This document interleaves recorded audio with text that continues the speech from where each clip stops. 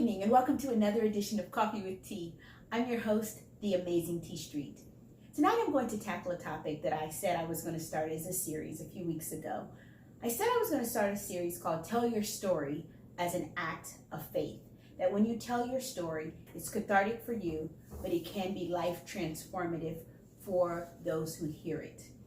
And so tonight I thought I would just read an excerpt from just a little piece of my life that kind of gives an insight to why I'm so passionate about building the self-esteem of our young people. It never ceases to amaze me that millions of young people walk around the world in a cloud of self-doubt, self-mutilation, low self-esteem, and self-loathing. My word to you is that you will find that there are those in your life who seek to destroy you. And the first step to destroying a person is assisting in destroying his or her self-concept. Don't give in to the big lie that you are not the absolute best at any stage or state of your life.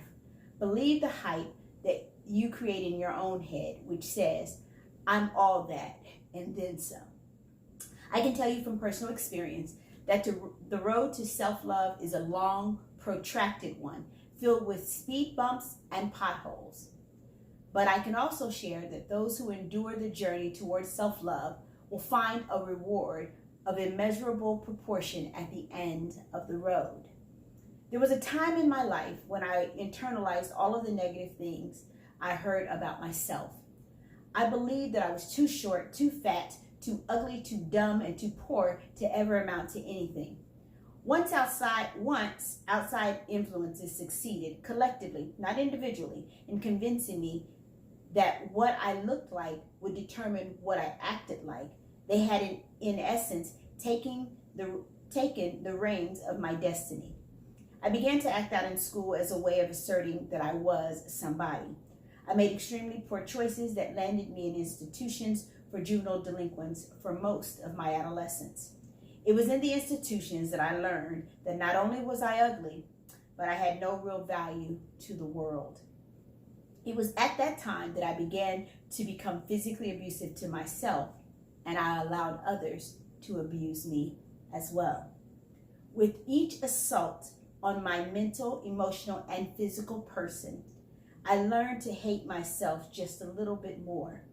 In retrospect, when I think that the lowest point in my life came when I was savagely raped by 7 young people who were incarcerated with me. During my attack, they cut my hair and blacked both of my eyes. They laughed at me lying on the floor in a pool of my own blood, mangled, and they said, ugly. That day, I decided in my head and in my heart that if I was going to be ugly, I would act ugly. There began several years of truly self-destructive behavior, and it all related back to the concept that I was ugly and unworthy of self-love or the love of anyone else. For the young people who are listening to this message, I know the internal battle you are fighting for self-love. I want to encourage you to look beyond the superficial by which we are all judged, to find those things that make you uniquely you. Search within to find the things that you love about yourself, regardless of how you look. Eventually, our looks will fade away anyway. So it is important that we do not base all of our self-perspective on it. Christian poet Dorothy Lovell reminds us that it is that which we possess on the inside that is the truest sense of who we really are. In the poem, she asked the question, who cares what they say? People are going to talk anyway. It's not how you look, it's how you feel on the inside. That's just a small portion of my story. I hope that it encourages young people and not so young people to know that just because you may not love you today doesn't mean that you can't find a way to love you tomorrow and all of the tomorrows that follow. I found that love that it took to change my life.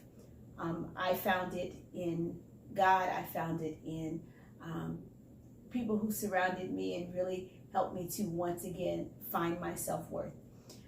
And so today, because those folks invested in me and I invested in God and He invested in me, I get to be the Amazing T Street. But I can tell you that didn't happen overnight. It's a long, protracted journey. But I can tell you, you're worth every step of that journey. I'm the Amazing T Street. But I can assure you, there is absolutely, positively nothing amazing in me that's not in each and every one of you. Tonight, I challenge you to find the thing in you that you fall in love with. Thank you so much for joining me, and have an amazing evening.